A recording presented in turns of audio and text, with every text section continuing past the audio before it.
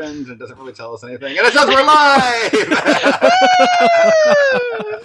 Yeah. We did it! Also, this really shows that, like, even with the fancy colors, the music, we're still the same us. We don't know, like, we can upgrade so much of our tech and still not know how to know what this is.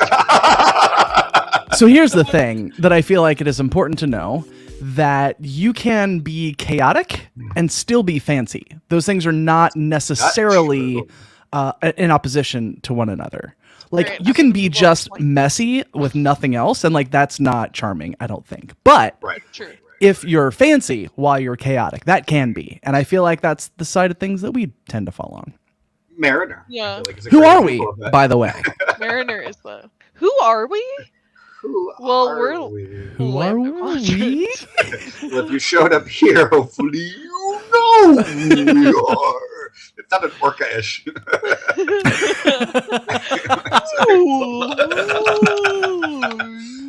We're all applying for jobs in cetacean ops. That is the thing. That's why we're doing this. Yes. Yeah. I minored in cetacean linguistics.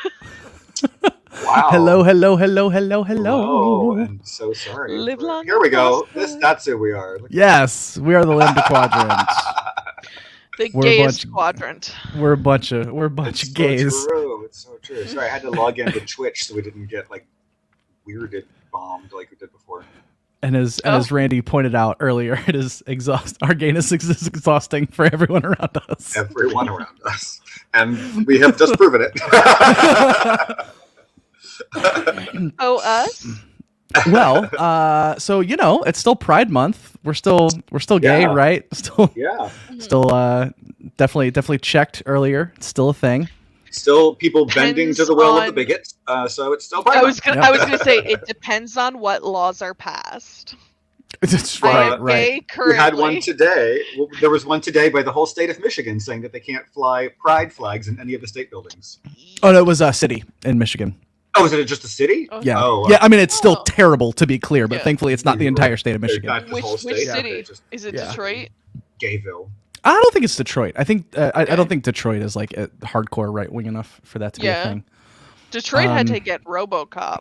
I saw that movie. Detroit's scary. That's real life. I only saw the old one. And I remember even then being like, A-cab? Like, anyway. Right? A-cab means RoboCop and Odo. Anyways. All right. Let's be real. They had episodes of Deep Space Nine that basically said that. Oh, for sure. For sure. That's true. So it's Pride Month, and we're doing some streams just to, hang out on stream and be gay and talk about gay stuff and gay adjacent stuff and Star Trek if we can fit it in somehow. And as gays, that is a thing that we often figure out ways to do. Nothing? Nobody? Oh no, I got it. I was just the joke was that we do start with Star Trek, and I was like, yeah, we do. I just thought that was a completely accurate rundown of what we are and what we do. I was like, that's completely true. I was making a joke about the phrase. I was making a joke about the phrase "fitted in," friends. I got the joke. I didn't.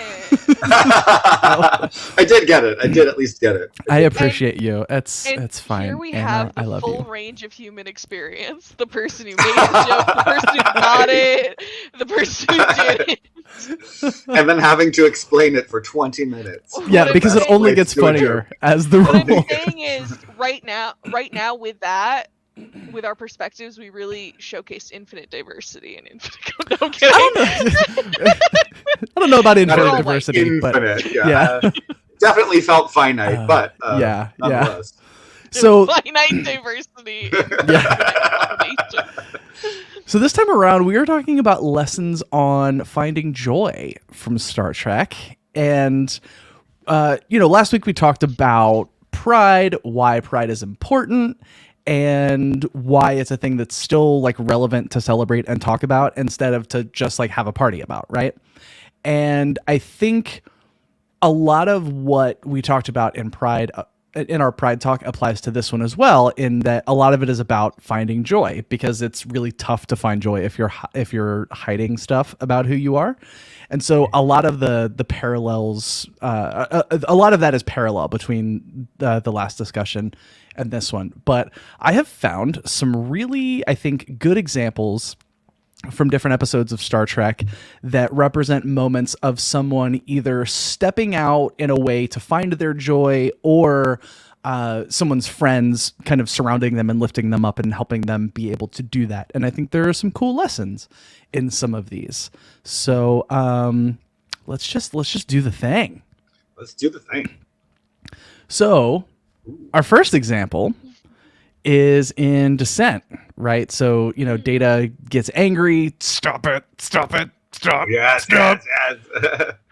And he's trying to figure out what that's about, because that's weird. I don't usually feel feelings, but I know what that was. That was a feeling. I got angry. And he's in the holodeck, and he's trying to choke out this Borg over and over and over again, because he was like, well, my life was in danger. I was under attack, and I need to try to recreate that to see if I can make this feeling happen again. And of course, Geordi walks in. Hey, what you doing there, chum?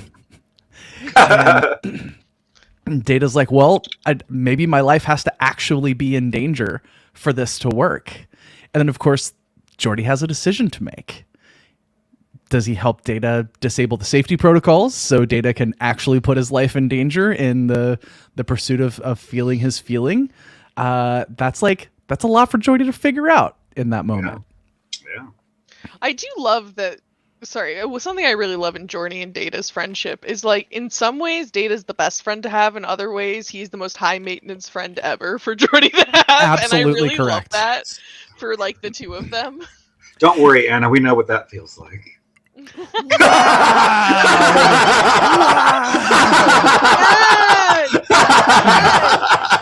Yes. Some shade for Pride Month. Shots fired.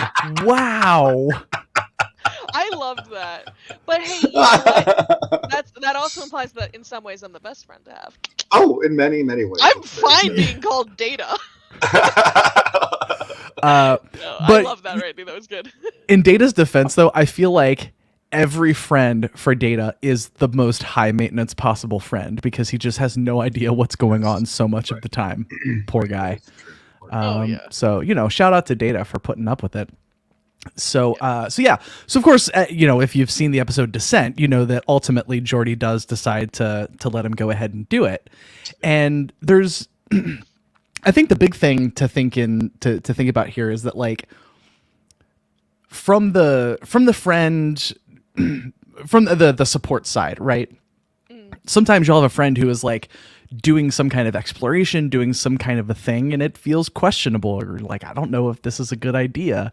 I don't know if it's going to get you the answer that you want. Maybe it will end up hurting you in some way. And obviously the answer there is to not say yes literally every time that situation comes up. That would probably end up with lots of bodily harm and death. But I think the point here is that I think we need to be open to those kinds of things. And, from the person from the inside, I think it's a lesson on, like, asking for what you need. Yeah. Wow, yeah. And that's easier said than done. Absolutely. Yeah, absolutely. I have an example of when something like that happened in my life. Yeah, let's go. So, I have a dog, but I did not always have a dog. She's my first pet to actually own. There was a stray cat that used to come to our house all the time that I loved as a child, but, like, we did not keep it because my dad's very allergic to cats. Anyway, found another home for it. Cool. My, like, first therapist when I was in high school, junior in high school, did actually mention that she thought I would really benefit from a dog, but that was so not a thing that I thought was a possibility that I, like, mentioned it to my parents kind of jokingly, like, oh, hey, therapist says you should get me a puppy. And they were like, haha, okay. Just because of, like, dogs are a lot of work and things like that. And then when I was in college and I was really depressed and going through some real bad stuff, and I was starting medication for the first time, and it was just, I was not in a good place. Another this time my psychiatrist who was prescribing the med said, I think you would really benefit from a dog. Your personality type and your Wow. thing, like an emotional support animal would be extremely beneficial to you. Wow. And I mentioned it to my parents, and I was just kind of like, okay, now it's been 2 mental health professionals. I started just texting them, being like, so I'm looking at Labradoodle as a breed, and like, unfortunately, like, as much as I'd love to rescue, like, I don't have any of the experience to take a rescue dog, and like, for a lot of rescue shelters, they need like a vet writing that, hey, you are shown to be a good dog owner, and like, I don't have any of that, and like, da-da. And at first I got a like text back from my dad being like, hey, because I sent so many texts about this dog. Oh, And they were God. like, we need to talk about the reality of a dog. And then Yeah. I end up calling them on the phone, and I was just crying because honestly I was just dealing with a lot. And I was just like, I had another mental health professional tell me this, and again, they didn't really realize how serious my first therapist had been when she'd mentioned it to me, because it didn't fully register with me then either. And then after talking to them on the phone, I was like, I think they are gonna kibosh this, because they understand that they would be helping me, because like summer was coming up, I'd be back home, like this is a whole new thing for the whole family, never had pets. And then next thing I know, my mom is texting me saying, so here's a few places you can get Labradoodles. What kind of size are you looking? And my parents were just like, all right, we're getting her a dog. She told us what she needed, and she's good. And my mom famously did not like animals. And then she met my dog when she was a puppy. And I knew she'd like her eventually as an extension of me. Didn't expect it to go so quickly. But to be fair, Padfoot is an especially good dog. A very good dog. Like, so unbelievably good. And so are your parents, frankly. Yes, that's true. The best And dogs. that was like one of those things where like On the tear tonight. Great. Sorry. Yeah, I know. But it was just one of those things of like, oh, I kind of, part of me was like, I'm just gonna have to get this dog and fully do this by myself, and my parents aren't gonna approve. Like, am I gonna have to like move out during the summers? Like, am I not gonna be able to, like, what's gonna be the whole situation? And then it was just kind of like, no, okay, you need this. And they didn't realize, and the entire first summer we had her, they were like, oh, we didn't realize how much a dog was gonna help. This is amazing. But it was like, that's great. Yeah, but it was like, at first it was like, girl, we don't get this. Like, you're talking about why do you need to bring another living thing into your mess right now? Right. Which, like, well, a lot of reasons. But well, another smaller example of this. Oh, wait! I wanted to go. Oh, you have a thing. You have a thing. I have a thing. Yes. Not a personal thing, but that episode isn't the like. What's the word I'm trying to think about? The flip side of that, when Geordi goes to like find his mom on the planet, and Data is the one that has to like crank the thing up constantly. So just the same thing where he's in trouble, but he's got to crank the thing up so he can go like absolutely. Find his mom. Yes, That's the same thing back for him. Yeah. Absolutely correct. Good friendship. Such a good episode. Yes, beautiful friendship. Totally true, right? Yeah. So another Data moment. This is a bit of a smaller moment. There's probably not quite as much of discussion in here, but I think it is an interesting example. So this is at the end of Timescape. Data is testing the aphorism, watched pot never boils. Yes. And, every time. Every single time. It takes the same amount of time. It's weird. And Commander Riker is like, Data, turn off your internal chronometer, bro. Humans don't have those. Mm-hmm. And Data's like, oh, wow. I just had never thought about that. Yeah. So funny. And I think there's a great lesson there too, though. But yes, continue. Yeah. Well, yeah. Go ahead. What's the lesson? Well, just like your experience is your own, and sometimes you don't even think like, oh, you're totally right. Other people don't do whatever that thing is. Not in a bad way, but it just doesn't come to your mind. And having that reminder from someone who is close to you and you trust to say something like that is, in a good way, jarring to be like, oh crap. Thank you. But I think that's a good lesson for general people as well.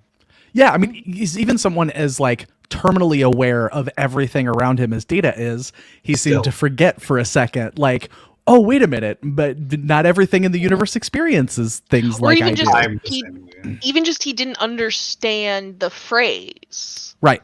Like, he's just like, I've been watching the pot and it still boils at the same time. What's the problem? Right. And it's like, no, the phrase isn't about, it's not about like, oh, this is a fact of science. The point is that when you lose track of time versus hyper focusing on something, like, it's relative.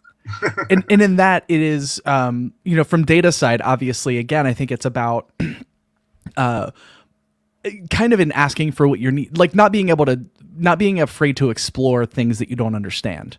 And this is one of the things that I think is often funniest about Data, but also I think makes him so relatable or aspirational in some ways, is that he has no shame, right?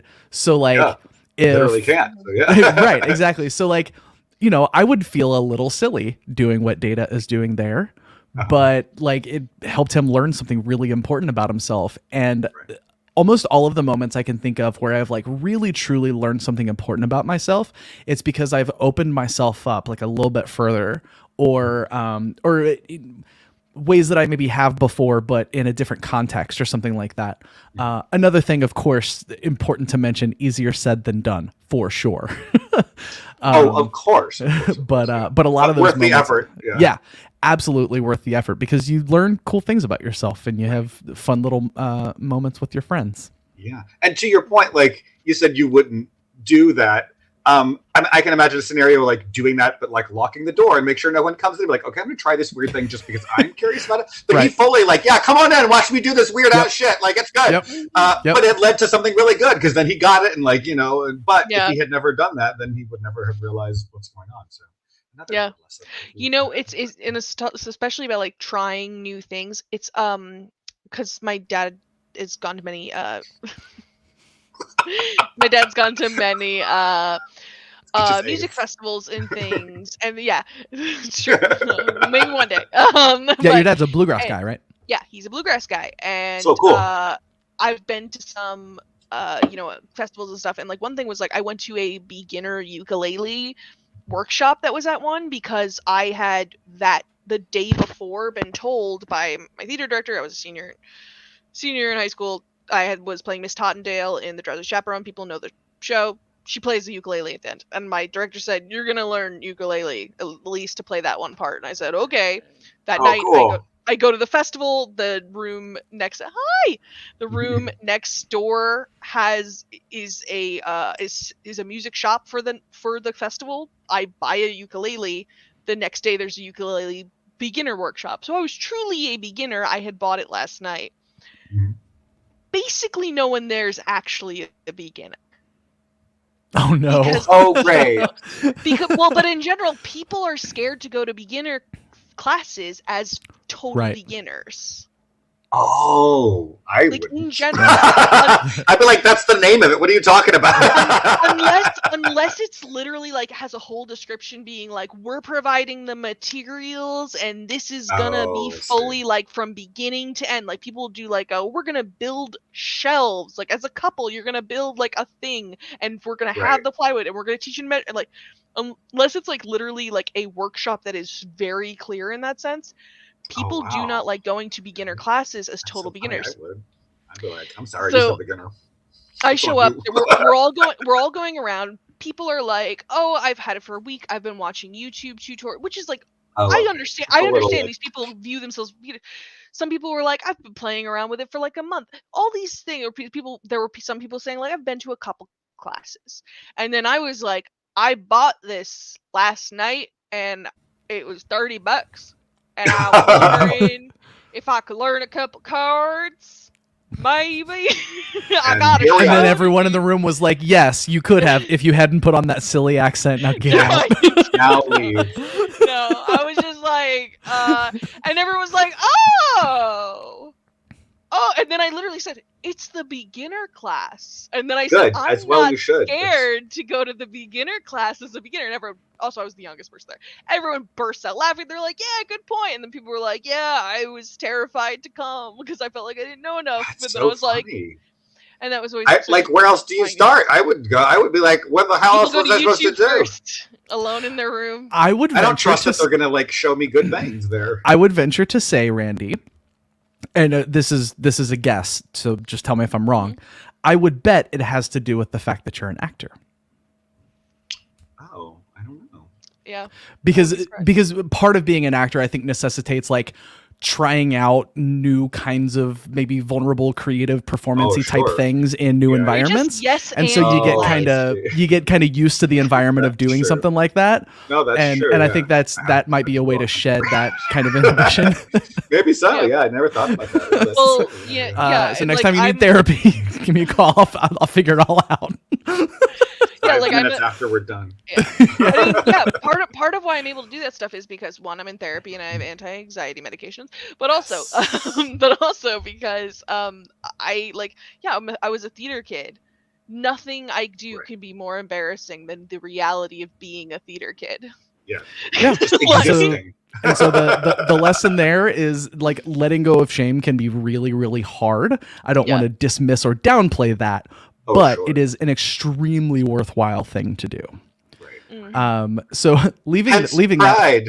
that. Right. Yeah. So leaving that for a moment for our next example, this is a way that you can cultivate joy in really difficult moments.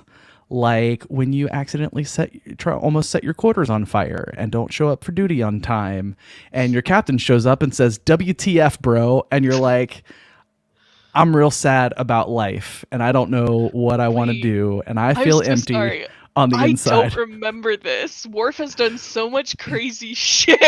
Like, I don't remember this. So this is from Rightful Heir. Oh my god, it is! It is, yes. A lot happened in that. And so in Rightful Heir, Worf's doing this ritual thing. There's a fire in his quarters, and he's not showing up on the bridge. They're like, "Where is he?" So they go down there and figure out what's going on, and then Captain Picard comes down. Like, Dad's here. You're in trouble. But and like English father, who's right, of course. Not too close. But in a lot of these kinds of situations, people who know us in one way or another, especially if it's someone like a boss, someone that you work with, something like that, will be very quick to be like, "You caused an inconvenience for us. You almost set your damn quarters on fire. Right. Get your life together. What is wrong with you?" All of that sort of stuff. And of course, Captain Picard tells him for sure, like, "This behavior is unacceptable. You cannot do this again." But he also stops to ask, also, this is very out of character for you. What's going on? Right. Mm-hmm. And Worf tells him. And instead of punishing or yelling or anything like that, he's like, "Here's what we're going to do. I'm going to give you however many days off you need. Take a shuttlecraft, fly to this weird ice moon where they look at the star where Kahless is supposed to return. But when you come back, you got to have your shit sorted." Yeah. And this is such a perfect example of the way that you can show compassion and kindness and love for someone while still setting firm boundaries and saying that, like, "I get where you're coming from. I'm not like mad or upset with you. I want to help you fix this, but that's also unacceptable, and we need to make sure it never happens again." Like you can, I think, as a good friend, you should do all of those things all at once, all together. Yeah. And there's yeah, go ahead. The way you said, like, oh, Picard says, like, when you come back though, you gotta have your shit together. There's also kind of the flip side of looking at that of like, don't come back until you're ready. Yeah. Right. It's kind of like, hey, don't feel pressured to come back because we don't want you, like, we don't want want you again when you're not gonna be able to do it. So take the time you need. Yeah. So there's the caringness, but it's also like, then maybe like let us know if there's like someone you'd recommend as a replacement because we got. Also, can you train them? Wait, no. It's like we are the flagship of the Enterprise, my guy. Like, but. And also, your answer for everything is always just to shoot it. So. Also, the context for this, the question was, this is a few episodes after he rescues all those people from that Romulan prison planet, helps them figure out that, you know, like what being a Klingon is about, and they're all super into it. And he's finding that he didn't actually have the faith that he helped them find, and he's having a bit of a crisis moment with it. So interesting example of good friendship, and so the lesson there in finding joy again is in helping people, right? So it's a little bit about Worf, but the lesson is kind of about Picard here, in that setting boundaries, holding people accountable, but doing so with kindness and compassion is a way to cultivate joy in yourself, right? Because you are advocating for your needs. You get to treat me this way. You don't get to treat me this way, but you're still loving on your friend. And so, yeah, that's an important lesson, I think. Yeah. So the next one is a big one. In Heart of Stone, when Nog asks to join Starfleet. So that scene has always made me cry. I don't want to be like my father when he yells that. Like, especially like saying that to Sisko. Yep. And Sisko like is really a model dad. Mm-hmm. And like, this is his son's best friend. Right. Not just some random kid. Yeah. And so there's this element of like, he does know Nog is a good kid. But he's just kind of like, why does he want to join Starfleet? Like, that doesn't make sense, you know?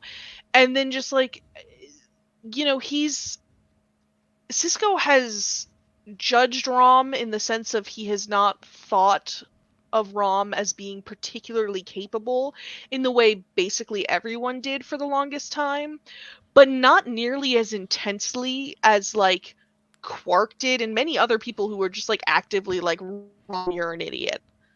Yeah. Sisko's just kind of like, Rom is Quark's brother.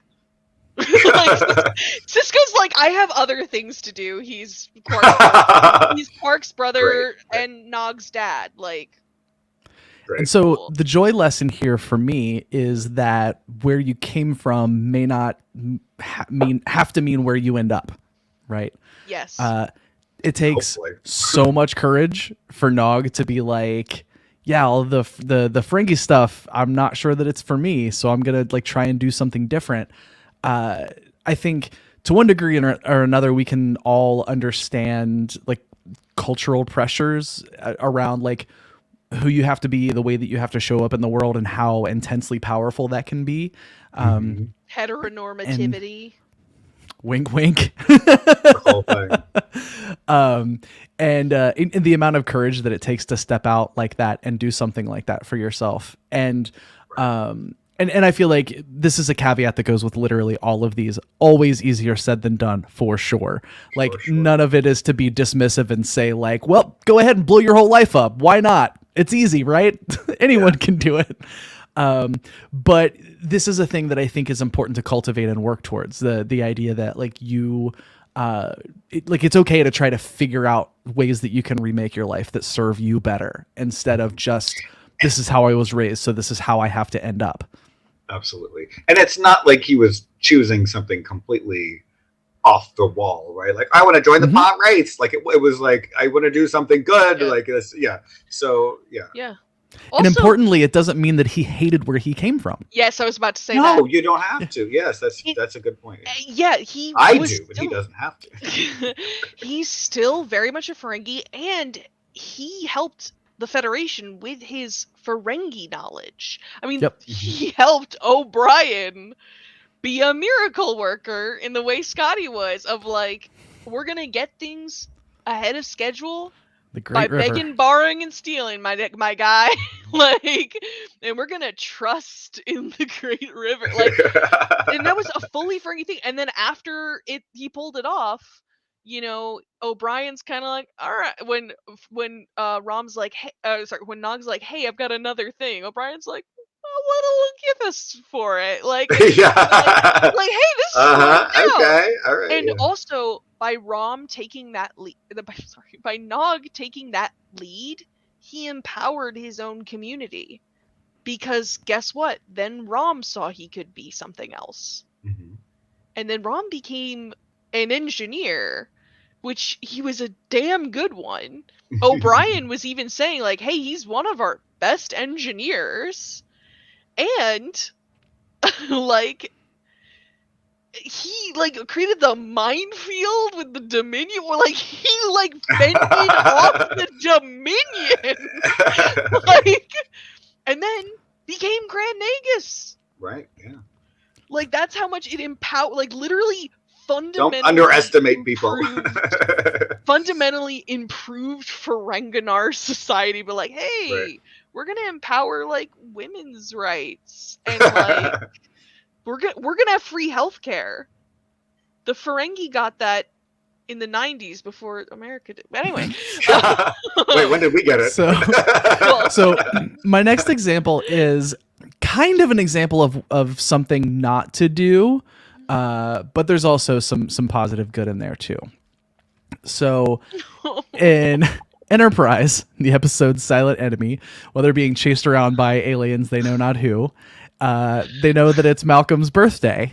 And they want to do something special for Malcolm's birthday. And for the love of God, he will not tell them what food he prefers because he is happy. He is the Star Trek version of that jerk that will not tell you where to go when it's time to pick a restaurant. And refuses to have an opinion at all in a very annoying way that is not at all the like, I'm being helpful because I'm not being picky. It's like, no, you're actually making everyone's life harder by not expressing any preferences. Okay, so listen, counterpoint that. First of all, I need to say, I am also this person. Fabulous. I did this to my dad tonight. He gave me 3 options, like, what do you want for dinner? And I said, whatever. And he just goes, okay. And I said, was that helpful in any way? And he goes, no. Well, I didn't rule any of them out, so I don't hate any of them. So if one's easier, make that one. I don't know. Yes. Also, with my D&D group, we normally meet on Thursday nights. And I said, hey guys, I can't do anything in June because Thursday nights stream with Lambda Quadrant. That's right, every Thursday this month. Come on, tune in. Anyway.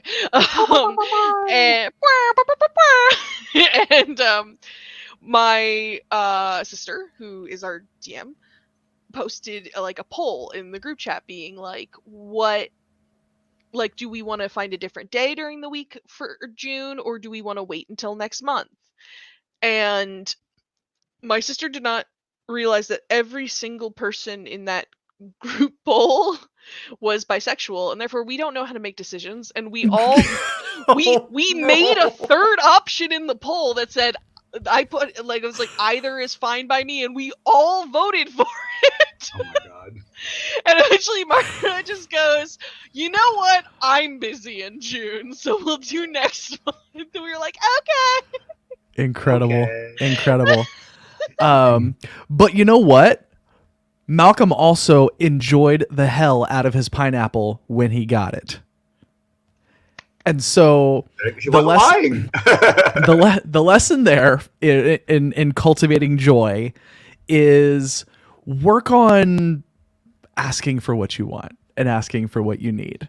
And there are things to navigate in terms of boundaries, right? Like, obviously you want to avoid entitlement. You don't want to be a jerk. No, it's okay. I am kind of a jerk sometimes. No. I don't. We didn't take it that way. Yeah. No, it's fine. No, well, and so this is a part of my journey has become like, I will in those situations I'll throw out like 2 things that I might enjoy, or like 3 things that I might enjoy, just to like narrow the focus a little bit to not be that person. Right. Because so it's a hard thing to navigate, because obviously you don't want to be demanding, you don't want to be a pain, But sometimes there are needs where it's like, I'm allergic to this. I'll eat it if I die. So I can't eat if we go to this place. Yeah. Obviously, Always. very important to learn how to speak up for yourself there. How about Vegas? Vegas last right. year when Randy's like, I want, like, let's all get dinner. And every place I was just like, I mean, like, I can't eat at these things. And I felt so bad because I've got so many dietary restrictions. And then, bless you, Randy and Nikki and everybody. But I remember Randy literally, I think you might have grabbed my shoulders and you said, I don't want you to die. Yes, that was a great moment. I remember that. You were just like, no restaurant we can eat at do I care more about you living. We'll just go have chicken tenders at the same place. Like, it's fine. Like, it's fine. And I was like, thank you. Yeah, and that meant a lot. And it's also, I think, working on learning to do that, but also surrounding yourself with people you know will be okay with it when you do that, right? Yes. Like, because I feel, for example, if for some, this is a wild hypothetical, but say for some really deeply emotional reason I wanted tacos for dinner one night in Vegas, and I was like, I'm like crying, and I'm like, okay, guys, I really want to get tacos. I'm like, I get it if we can't. I'm not going to be upset. I just really want tacos. Like, I feel very strongly that everyone would be very cool with that, right? Like, I could ask for it, and it, you know, it's just, we are a group of people. One of the reasons that I love working with us so much is that we are all very comfortable just saying out loud what we're actually thinking and asking for what we actually want. If somebody says something that's like wrong or off-putting or whatever, like obviously in any social group sometimes there'll be like disagreements and stuff, and like we all just like communicate honestly with each other about those things, and it's like it's so much better when you do that. Like it is it's hard. Like, again, I don't want to downplay. It's a hard thing to learn how to do and to learn to be comfortable with, but it makes every interaction so much better. And if it's going to cause tension, the only thing that it will do is cause tension earlier. It will never cause tension that wouldn't have otherwise be there. I feel very, very strongly about that fact. Yeah. All right. So this is an example that is deeply personal to me as a polyamorous person. And it is this episode of Enterprise where Phlox's wife, Fiesel, I forget the name of the episode, goes after Trip. She wants to and fuck. Oh, does she? I mean, just look at that look in her eyes. Good Lord. We can tell. And there's so much awkwardness in this episode because Trip does not realize that denobulans are inherently a polyamorous species. Yeah. And there's all kinds of awkwardness, and then when Trip tells him about Trip. it, yeah, good on sure, Trip for being like, oh, like his discomfort is so good. That's actually something that I liked that episode, and actually something I really liked about Trip in that episode, because sometimes he can be a real douche. Yes, I agree. I did like that he was like, okay, obviously I'm not going, because he doesn't know that they're polyamorous. If you don't know someone's polyamorous, you should not be, facilitating an affair. And but also on top of that, it's like, just, hey, telling my coworker that his wife is unfaithful, that'll break his heart. That's hard and stuff like that. But yeah. I mean, in universe, it bums me out a little bit because we're like, it's 2023, and I'm hoping by the time of Enterprise comes around that polyamory would be enough of a thing that would be a question Trip would ask. Like, is that how you all do things too? Okay, sweet, let's go. Just be like, so are you polyamorous? Right. But of course, then there would be a lot less. We do that now, right? Because we're teaching the viewers now, not the people in the future. Yeah, that's true. Like the whole thing that happened in Discovery with the pronouns or whatever, like it was very nonchalant, but I feel like they wouldn't have even said it at all, that far along, but like they said it because of the audience and whatever, so I feel like that was the same. Or at least saying it wouldn't have been as nerve-wracking. Yeah. Yes, that's absolutely true. Like, oh, I have to say this. No, it shouldn't matter by that. Yeah. God, I really love Discovery, and I love that scene. Yeah. So the lesson. Well, it's canceled. Yeah. So the joy lesson in this for me comes along with a word that I want to teach our friends that is not widely known outside of polyamorous circles, or at least not in my experience. I didn't learn it until I started meeting other polyamorous folks. And the word is compersion. And it's essentially just a word for when you take pleasure in someone else's pleasure. I didn't know that word.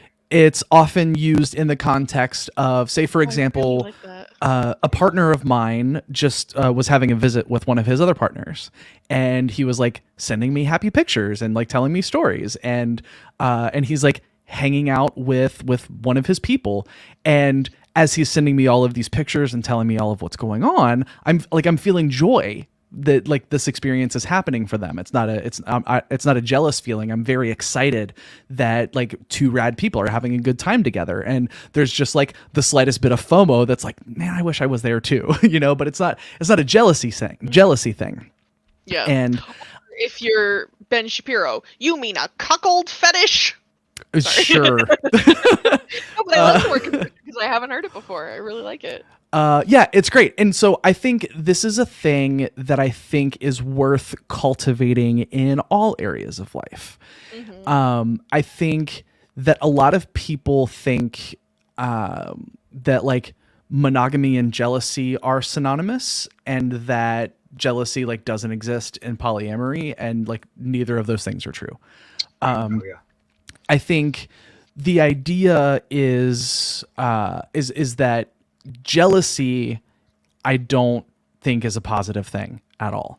That doesn't mean that I never feel it, but I don't think it's a good thing. Good to control that. So. Right. Yeah. Well, Counselor Troy says there are no negative emotions. So. Well, okay. Only negative people. We heard what you said about her in the last Picard stream, though. So. I was like, girl. Because for me, what jealousy tends to indicate is some sense of ownership over something or someone else, and that is being taken away from you. And that can come from a lot of different places. It can obviously come from a very toxic sense of like, I own my partner, but it can also come from a sense of insecurity that is like, I think in some ways natural, and in some ways sometimes a trauma response. So all that's to say that it's like, I don't mean to say this to judge it, to judge that feeling or anyone who feels that feeling. I feel a lot less of it now, but that's after a shit ton of therapy and a lot of work and thinking. But the idea is to cultivate the sense of compersion in when other people are finding joy in a thing, especially if it's a thing that is adjacent to you in some way. Like, an example for me that has nothing to do with like romantic or sexual relationships is that, I have friends who are in bands. I have friends who are like aspiring actors. I have friends who are YouTubers, all of those sorts of things. And when I see some of those folks achieve some fantastic success, there's a little bit of me that's like, oh, I should be doing that too. Mm-hmm. But like, that's not a healthy thing to feel. I don't like that I feel that. What I should be is feeling joy for my friend, that someone that I care about, someone who I know to be a good person, a very good thing is happening to them. And I need to get to a place where my reaction is first and foremost and only, oh my God, I'm so excited for you. Mm-hmm. Yeah. That's what perfect looks like. I'm sure I will never get all the way there. But that's a very important thing for cultivating joy, I think. Anna, what were you saying? Yeah, there's kind of the I think a really good example is like someone in your workplace gets promoted and you don't. Yes, very common example. Well, that depends who it is. Well, yes, because like some assholes get promoted and I'm not being happy for them. Absolutely, because there are times when like it isn't justified and stuff, but then there are times when people decide it's not justified because they're jealous. Correct. Like, what's funny? I had that happen at work semi recently, but like, and it's so funny how that I think that feeling just creeps in no matter what. But like, I have no desire to be a manager of people. I just don't want to do that. Right. I don't want to, I feel like you're just dealing with other people's drama all day long. And I don't like that. So I don't want to be a manager of people, but that position came up at my job. And my manager didn't even ask me if I wanted to do, even though I was the senior most person there. I would have been the like logical person to ask. It went like and asked someone else, and they got the job. And at first I was really pissy about it. Then I was like, I don't even want that job. But it was just the fact, I was like, I had seniority, like, well, but didn't even ask me, like nothing at all, right? Yeah. And then eventually I was like, well, you know what? Fuck that. I didn't want that job anyway. It's there, like, it's ridiculous. And then I got another job that's way more suited to me, and my manager was totally supportive of that and like helped me get into that one. So it all worked out for the best. But still, you have that like, good. But even if it's something you don't want, which is so weird, right? I know you were talking about the ownership thing, but even if it's something you don't want and you're passing up for it, somehow for some reason that creeps in. It's yeah. Well, and like I studied film and screenwriting, and right now I am not working in a job that is related to that. I would love to, but it's not. Neither any of the other screenwriters. That's true. Solidarity. Company. Solidarity with WGA for sure. Right, Anna's with them. She's not working right now. Yeah, that's why we're unscripted, and not because we don't have enough coordination to right now. But anyway, yeah, absolutely. But I have friends I have one friend who's working on The Problem with Jon Stewart, which I grew up watching Jon Stewart. Yes, my parents were like, this is how we raise her, you're gonna sit in front of the Jon Stewart. But and the fact that a friend of mine works The Problem with Jon Stewart, and there was a small part that was like, what are you doing?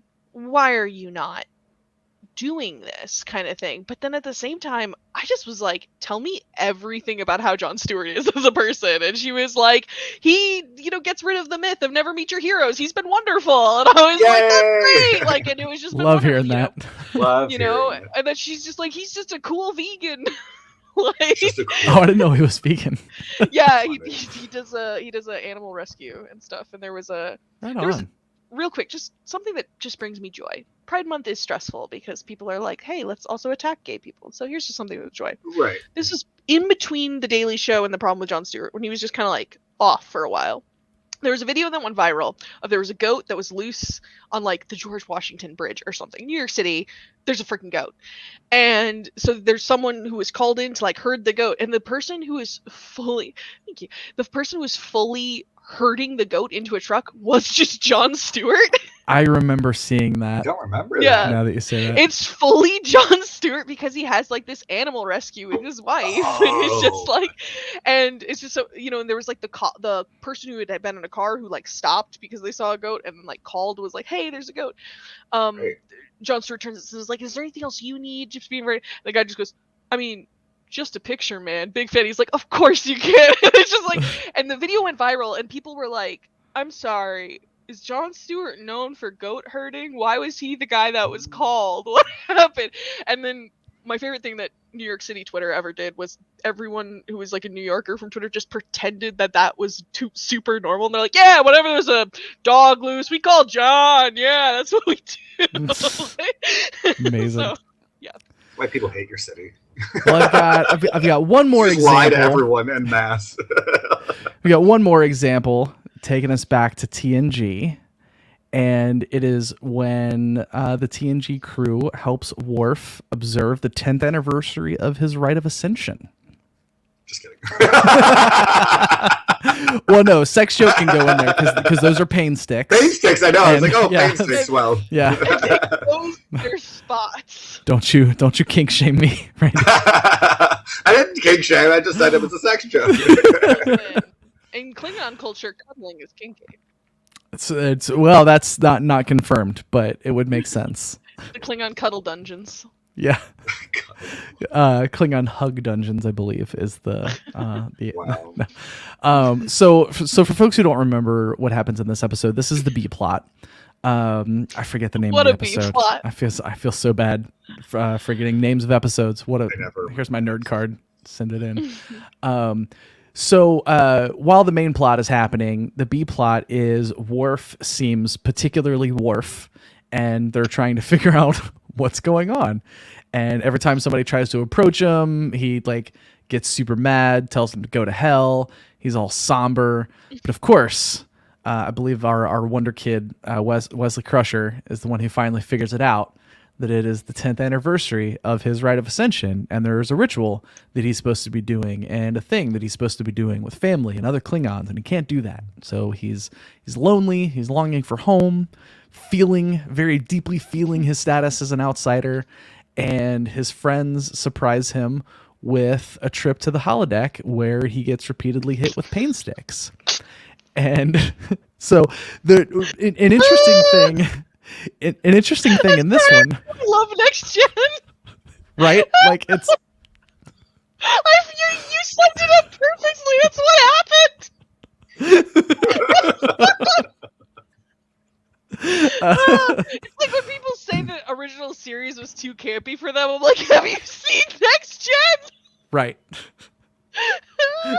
Mick Fleetwood played a fish. Argument over. But so what's interesting here is that there are a couple of times where, and I would assume this is because they're new to each other. They're still getting to know each other. They try to talk to Worf and relate to Worf on their level, not on his level. And that's why it doesn't work. Yes. Right? Yeah. Because they're approaching him essentially like they would approach a human. But they don't think to interact with him like a Klingon would. Which is something I think they all learned to do later in the series, but this early on, it makes sense. So, but like, when Worf actually like gets close to like getting therapy by like having a therapist with Troy, his reaction is to have sex with the therapist. So wow. So like it's like he that wasn't working on his level. Like it needed to be restructured a bit. So again, a lesson here. So again, a lesson here is ask for what you need instead of choosing to be miserable. If that's a thing that is possible or available. Again, hard to do. Like, I get it. But come on, Worf, just speak up. Right. Hey guys, there's this thing. It's only once every 10 years. I promise it's not going to be every week. But like, take a leave. Right. Take a leave. Go to Boreth. Maybe you'll do that again. Maybe yeah. And then on the other side of that is, as a friend, just like be prepared to do some weird shit with your friends. Yeah. Yeah. Because maybe the next one will be the leap home. That's so good. Well done. But that's I'm trying to think of specific examples, but like when I wrote that down as a note, like be ready to do some weird shit with your friends. It'll become your most cherished memories. Here's a very specific example of that actually. So this was mid the most intense parts of COVID when it was still like lockdown time, all of that. But they had said if you're hanging out outside and you do social distancing, that's mostly safe. And so I had decided I wanted to do that with some folks. And there was a friend that was posting on Facebook about all of these nature adventures that they were going on. They always had these really beautiful pictures of bugs and animals and trees and all kinds of stuff. And so I just sent them a message one day and I said, hey, I would love to go do one of these adventures with you and maybe bring a microphone with me so I can make an episode of my podcast about it. Didn't know if it would turn into anything, but I figured like, why not if I had it there? And so we are, we're like walking through the trail and then we walk out. There's this bridge that used to be a railroad bridge. Now it's a walking bridge. And so the actual bridge is not very wide, but the superstructure is wide enough that you could tell it used to be a railroad bridge. And they were walking out on these giant steel beams over the river outside of the walkway without the handles and all of that stuff. So I want to be clear. I made a dangerous and questionable decision here, friends. I want to be very clear that I recognize this was a dangerous and questionable decision to make. But I was like, and no one was pressuring me, by the way. If I had said, I'm not comfortable with this, I'm going to hang out back here, I truly don't think it would have been a problem. You made a bad choice purely of your own accord. Okay. Bad choice. I'm not ready to call it a bad choice. Good. But so we just sat there. What was the choice, Callie? I definitely walked out on the steel beam and sat there with my feet dangling like 40 or 50 feet over a river. No. Oh, hang on. I'm not even done yet. No, I am not even done yet. No, I'm so scared of heights. I mean, you can keep. I'm not so scared you can't describe it, but oh my god, I Did Mexican lady with a lizard come? For those of you who didn't watch our recap cruise joke. Some weird things can happen in Cabo. So what did happen? So we're hanging out, talking, having a great conversation. Somebody's drawing. We're talking about birds. It's very fun. And then we decide later on we're going to come back and we're going to jump off that bridge into the river. Oh. And again, there was zero pressure. It was like, hey, I'm going to go do this thing. You are welcome to join if you would like. Happy to talk you through it, but it's kind of scary. So if you don't want to go, I will totally understand. Hey, I'm going to risk my life. You can come if you want. Yes. And it was there that I made another questionable decision where I was like, you know what? I'm going to do it. This person like grew up doing this their entire life. They knew the area, they knew the water, they knew everything else. And so I was like, oh yeah, so that's better. No. Yeah, so, blindly. Yeah, I mean, to be clear, it was still a dangerous. It was a very dangerous thing that I did, to be clear. I recognize this. All right, so when I have kids someday, Callie's never allowed to babysit. Oh, I would never be that reckless. I would never be reckless at all with someone else's life. I'm joking. But the point is, like, I did the thing, and it's one of my favorite things I've ever done. And there are smaller versions of those kinds of things that I think we often have the opportunity to do, right? Like, you hear people say, for example, a thing that I hear from people very often is like, oh, I've always wanted to try roller derby. I'm like, do it. Like, here's all the information here. You know, it's $5. If $5 is too much for you, I can spot you $5. Mm-hmm. Like, here's the address. If you need a ride, I'll come get you. Because that's like a wild, silly thing that I did that has irrevocably changed my life for the better. Yeah. And so that's not to say that you should like go jump off a bridge into a river. Literally, yes. But you know, those kinds of things, if you feel like you need to step out, like, it's scary. Again, I get it. But almost all of the best things that I've ever gotten in my life have come from me, like stepping out just that little bit, raising my hand in a room to like volunteer for something, or, you know, all of those sorts of things. Cultivating a sense of adventure, I think is probably the best way to describe that. I've been going to the gym for the first time ever. Oh wow. I got it, you know, had a gym membership that was through my insurance. I've had it for a while and not used it. Mm-hmm. Because the gym was always very intimidating for me. Yeah. And also, like, I live in the middle of nowhere. It can be a bit of a drive, but the gym's like 5 minutes from my work. And I said something like, I know I should go to the gym, kind of thing. Like, you know, I would like to, not so much like, I'm not even trying to like lose weight. It's more like I want to have more stamina. And just like my arms my arms can't lift a damn thing. And I'm like, if I help a person, if I want to be that friend that helps a person move, I don't want them to be mad that I even tried. Right. Because I can't lift anything, like kind of like just practical lifting and things like that. And my friend also mentioned like, hey, I got to go to the gym more too. And I just said Tuesdays. Because we do trivia nights. That was another thing that I was like, hey, let's do trivia on Tuesdays. There's one place, it's just trivia Tuesdays. And I said, okay, Tuesdays, I can go straight from work to the gym. You can leave work and we'll meet there. We have the same gym. We will go to that gym. We'll go. She's been before, so she taught me kind of like, now I'm not terrified of it that I could go alone now. And after the gym, we go back to her apartment for a little bit and then we go to trivia. And so now every Tuesday, that's what I do. That's great. It's awesome. It's been huge. Yeah. Like just for like my mood. It really does though. Like, yeah, it really does. Well, you can tell. I'll be honest. The working out I don't feel the big endorphins. I feel kind of good. Oh like, no, you don't have to. No. But like, I just doing it. This is like my oldest friend in the world. I now have a regular day every week where I get to see her. That's even so cool. That, and so and making that a gym thing makes me excited about going to the gym because I get to hang out with her. Right. That's awesome. Yeah. Another example I had thought of for that, a friend of mine invited me to celebrate Hanukkah with them once. And I was like, I'm super atheist, but I was like super flattered that my friend offered to like share that with me. And so like I agreed to do it because I was like, I'm being invited into a special thing with a friend of mine, it's sure. closed practice, so it's actually a big deal. And so I was like, and this is my friend knows that I'm atheist, and so it's not a big deal. And I was like, but I studied. He said something about singing songs, and I was like, well, you gotta send me the lyrics. Like, I'm probably not gonna have them committed to memory in the next 2 or 3 days, but like, I'll be familiar. So, yep, Yeah. right.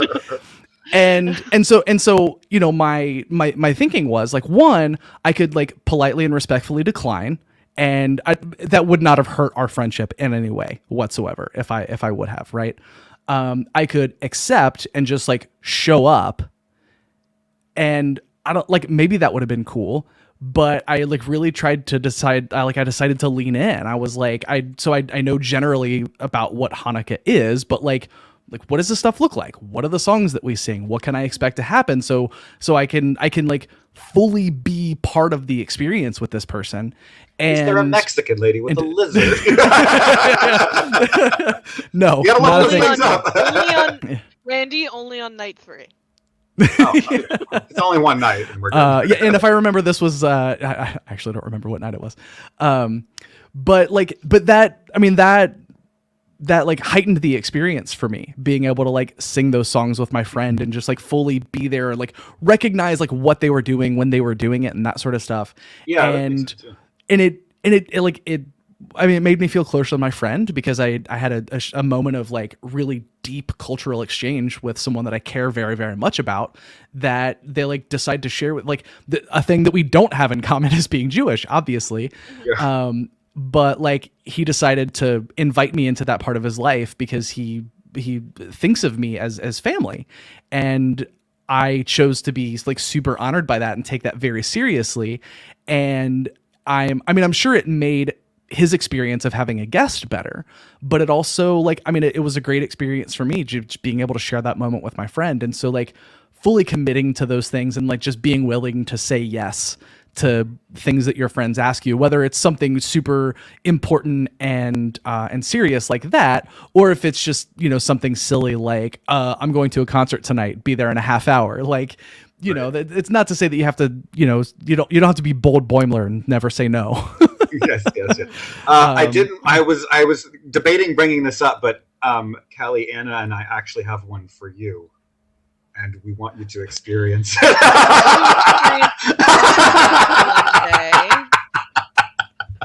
Oh my god, please. Callie. You need to. If you just molt those feathers, you will go from a plucky duckling to a plucky ducky. Okay, I'm in. Let's go. What do I need to do? I'm in right now. Let's go. We gotta find a plucky ducky machine. There's one on the cruise. That's the only one we know about. So for those who don't know, because our cruise recap, there was an arcade that no one was in except for Randy, Nikki, and I, and none of the prize thing wasn't working. So it kind of sucked to like play anything with tickets and then not get prizes. But there was this one machine that was like a prize every time. Like it was a crane machine where every single time you would get something. Like it let you play until you got something, and those things were these really cheap ducks. They were plucky duckies, and it was called plucky ducky. And so instead of tickets, we got a plucky ducky each time. And every time. Into it. And we spent like $30. Oh, at least. Oh my god. And then we like took photos of just like our platoon of ducks. And then we threw them at people. It was wonderful. In a good way, like to get as a gift, not as an attack.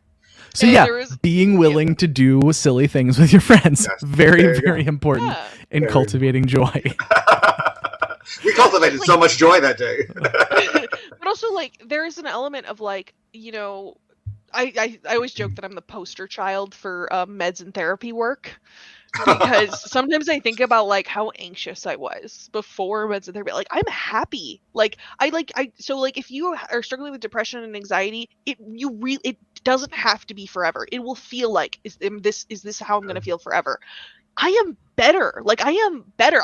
I take meds regularly and I go to therapy regularly and I love it. I'm happy. I don't need to get off. I'm not like, oh, one day I'll get off them. We're good. We're good. Awesome. You found the right mix. It's great. Yeah, it's wonderful. I'm happy and I'm not like manic happy. I'm just happy I'm me. I can still feel sad at times, everything. But like I now have the freedom to consciously think, am I gonna, yes, this is a weird thing. This is something what are people gonna think? And I can be like, I don't care because this might be my new favorite thing. And then sometimes it ain't. Sometimes and I go, no, thank you. Like, it's just dangling my feet off of a bridge. Right. No, thank you. No, thank you. But sometimes all I want to do is jump around excitedly about really cheap rubber ducks. Like, absolutely true. Stone cold sober too. We weren't even drunk that time. We were so sober. It was too so sober. I had the drink package, but I just wasn't drinking yet. It was too early in the day. So those are lessons from Star Trek and the Lambda Quadrant on finding and cultivating joy. Why we celebrate. Prides happen. Yeah. And also, like, I mean, that's good. Like, so if there's something that you can feel comfortable doing and feel comfortable doing for Pride, go out and do it because it means a lot to everyone, especially right now. And if what you can do is stay home and cheer from the couch, that's okay too. But any visibility that you can give is so important right now. It's crazy. I went to our Pride here in West Hollywood, but then Tuesday night I went to Pride Night at Disneyland, and we have gay days at Disneyland, which is unofficial, and like the general public is there too. It's just also the gays all know to buy a ticket for that day. So it's good, but it's not exactly there's public. That's actually the gay agenda, because it's in it's literally in a planner agenda for gay people saying like, oh, this is a gay day. Only the gays have that agenda. Only we have it. But at the ticketed event, which was Pride Night, it was only people with the ticket got in. So you had to be buying a ticket to a gay thing to be there, and you knew that. And the vibe was even so much different than just gay days when everyone around you is like so gay. But there's just other. But it was like people were just little baby gays, and everyone just holding hands, walking around, and it was the cutest, sweetest thing. And it's just to have that. So anything that you can go out and do and support, it's wonderful. If you can't, that's totally okay. We get it. But if you have the ability, go. We're just telling a friend that you support them and love them. That's true too. Yeah, that's the thing. Like so a lot of the themes, I figured out kind of 3 themes from all of the examples, and Randy, you just talked about one of them. So the first one is like work towards being able to ask for what you actually want and need. And obviously you have to balance that with like not becoming entitled or demanding, but like it's okay to ask for what you want and need. Sometimes the answer is going to be no, and sometimes that sucks, but you will I think you will be happier as a person, generally speaking, if you can cultivate that skill. Building a supportive community who will respond positively to you when you do those things. Surrounding yourself with people will respect you. That doesn't mean they will do whatever you want or give you whatever you ask, but it means that they can deny it respectfully. Right. Either deny it respectfully, or who will find ways to support you regardless. Right. And then the last one is to be that community for others in whatever way that you can. Right. Because I think that all of the things that we're talking about are it's kind of the problem people are describing when they say like everyone gets compassion but me, right? I'll be nicer to everyone else than I'll ever be to myself. So like if, oh Lord, for example, are you if my I have therapist? for example, if I have a guest at my house, legitimately in most cases, I'm like literally my kitchen is your kitchen. Just eat what you want, drink what you want, whatever you need. It's for you, right? Yeah. But I go to someone else's house and I'm afraid to ask for a granola bar. Oh yeah, I'm like, you know I think the rat licked that one. Like, can I have that? It's fine. right. And so it's okay to just be like, hey, you know what? I am kind of hungry. Should I order DoorDash? What, those sorts of things. Or a lot of people will say like, well, you're welcome to whatever. And you're like, well, I know you said it, but you probably don't mean it. Yeah. And it's like, if somebody says things that they don't mean to you a lot, that's probably a red flag situation. But that's true. That's a good. Yeah. But I being had that ex-roommate who it was kind of like she got mad at me for not reading her mind. Yeah. And it's like that, like in the moment I was so desperately trying to like not upset her. And then the moment shit hit the fan and we were no longer rooming it, like at first I was like, oh no, I don't want her to think I can't. And then the minute we weren't living together, I was like, that was horrible. And I was just like, wait, like, screw that bitch. Like, what? And there was just like this. It was this wake up call of like, oh, wait, what did she expect? Like I tried to was like, oh my god, what could I have done better? And I was thinking about it, and I was getting like, out nothing. of it too was such but like there was this element of like, what could I have done better? Like, wait, literally nothing. I did not have that information. Like. But in the moment, even like it just don't feel that. Like it feels like there. Yeah. I feel like it always feels like there's something you could do, even if there's not. And then afterward, you're like, oh, what the hell was I even? Yeah. And learning to recognize a couple things. One, that you aren't a mind reader, and it's okay to not be a mind reader, and you have to cut yourself some slack if you do offend someone when that was genuinely not your intention, and you did not do something that was just heartless, like and also that if. This is something I've had to learn as someone who has had a lot of empathy and has sometimes given of myself to people who don't deserve it. Sometimes I have to learn. Yep. We all are. Sometimes I have had to learn that like sometimes not my circus, not my monkeys. Yep. Like, and that if that person, and sometimes I have to just be like, did they ask me for help? No. Whoop. All right, we gotta stop this because you're about to go crazy. Like, yeah. Put on your own mask before you help others, for sure. Yeah. Well, that's the thing, friends. Yes. I hope you guys like this group therapy session with a Star Trek twist. I hope it gets demonetized. I don't know what that means. It's not monetized at all. All queer things do. That's true too. No, this is great. We didn't announce this one super early. Sorry about it. And we will try and do better than that for next week. But we will again be back next week and talking about something that we will announce sooner than the minute it happens. Yeah. We'll be here next week. Same gay time. Same gay channel. It's true. There it is. Have a good one. Happy Pride. Happy Pride.